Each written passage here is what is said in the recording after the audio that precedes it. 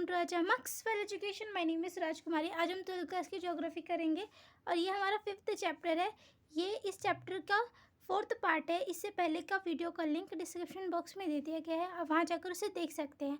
आप इस चैनल को सब्सक्राइब करके बेल आइकन दबा दीजिए ताकि आने वाली वीडियो की नोटिफिकेशन आपको मिल जाए और आप उसे अच्छे से देख सकें। तो हम अपना चैप्टर और टॉपिक दोनों शुरू करते हैं। तो इस चैप्टर का नाम है प्राथमिक क्रियाएँ और हम पहले बात करेंगे रोपड़ कृषि की। तो रोपड़ कृषि होती क्या है और इसकी शुरुआत कैसे हुई? तो रोपड़ कृषि की शुरुआत जो हुई थी जब यूरोप के देशों ने विश्व के कई देशों का उपनिवेशन कर लिया था, विश्व के कई देशों को अपने अधीन कर लिया था, तब उन्होंने कई प्रकार की खेती शुरू की जो उनके देश में नहीं होती थी, वह अन्य देशों में करते थे और उसका व्यापारीकरण करके उससे लाभ कमाते थे। तो इसी को कहते हैं रोपड़ कृषि। तो हम बात करते हैं रोपड़ कृषि जो होती है वो व्यापारिक कृषि होती है, यानी व्यापार के उद्देश्य से की जाती है। तो इसमें मुख्य फसल कौन सी होती है जो उगाई जाती है? तो इसमें होती है चाय, कॉफ़ी, कोको, रबड़, कपास, गन्ना, केले और अनानास। ये मुख्य फसल होती है। और ये जो खेती होती है इसका आकार जो होता है वह बहुत बड़ा होता है, जिसकी वजह से इसे बागान कहा जाता है। तो जो आकार बड़ा होने की वजह से इसमें इस बागान का, इस खेत का रख रखाव के लिए भी बहुत पैसों की ज़रूरत पड़ती थी, पूंजी की ज़रूरत पड़ती थी। तो ये जो खेती है ये पूंजी पर आधारित है, पूंजी इसमें अधिक चाहिए होती है और इसमें उच्च प्रबंध तकनीकी आधार और वैज्ञानिक विधियाँ भी हैं।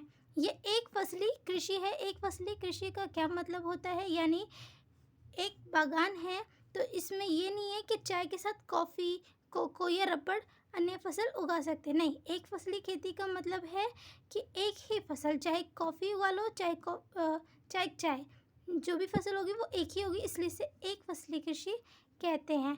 तो ये जो खेती होती है ये श्रम स्थानीय लोगों से प्राप्त होते हैं। मतलब जो इन बागानों में काम करते हैं लोग, वे लोग स्थानीय लोग होते हैं। उनको कम वेतन पे, कम पैसों पे वे लोग आ जाते हैं और इन बागानों में काम करते हैं और इनमें विकसित परिवहन साधन भी होते हैं।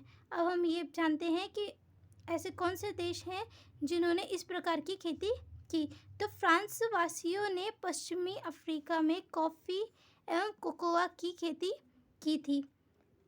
अब और ब्रिटेन वासियों ने भारत में और लंका में चाय की खेती की थी, मलेशिया में रबड़ की खेती की थी और प्राचीन पश्चिमी द्वीप समूह में गन्ना और केले की खेती की थी। इसी तरीके से स्पेन ने और अमेरिका वासियों ने फिलीपाइंस में नारियल की और गन्ने की खेती की थी। अब हम आगे बात करते हैं फिजेंडा के बारे में। फिजेंडा क्या होता है? तो ब्राज़ील में अभी भी कॉफ़ी के ऐसे बागान हैं, जो कॉफ़ी के जो बागान हैं उनको फिजेंडा कहा जाता है और ये अभी भी यूरोप के नियंत्रण में है। आई होप आपको ये समझ आया हो। अब हम आगे बात करते हैं। अब हम बात करते हैं विस्तृत वाणिज्य अनाज कृषि। विस्तृत मतलब बड़ा, वाणिज्य मतलब व्यापार के उद्देश्य से, और अनाज मतलब आप जानते हैं, और कृषि मतलब खेती, यानी बड़े आकार में व्यापार के उद्देश्य से की जाने वाली खेती विस्तृत वाणिज्य अनाज कृषि है। इसमें मुख्य फसल कौन सी होती है? मुख्य फसल मतलब ज़्यादातर गेहूं को उगाया जाता है और अन्य फसल जो होती है गेहूं के अलावा मक्का, जौ, राई, जई, ये उगाया जाता है। मक्का, जौ, राई और जई। तो इनमें खेतों का आकार बड़ा होता है। कृषि कार्य भी खेत बड़े होने की वजह से जो कृषि का फसलों में जो उत्पादन है, उत्पादन से लेकर कटाई तक सारे काम जो होते हैं वह मशीनों द्वारा, यंत्रों द्वारा पूरे किए जाते हैं। इसीलिए यहाँ पे ज़्यादा श्रमिक नहीं होते, यहाँ पे कृषि मशीनों द्वारा ही होता है। यहाँ पे प्रति इकाई उत्पादन कम होता है और प्रति व्यक्ति उत्पादन ज़्यादा होता है। आई होप आपको ये वीडियो अच्छी लगी हो। अगर ये आपको वीडियो अच्छी लगी तो आप इसे लाइक, कमेंट और ज़्यादा से ज़्यादा शेयर करिए। इस चैनल को सब्सक्राइब करके बेल आइकन पर दबा दीजिए ताकि आने वाली वीडियो की नोटिफिकेशन आपको मिल जाए। Thanks for watching this video.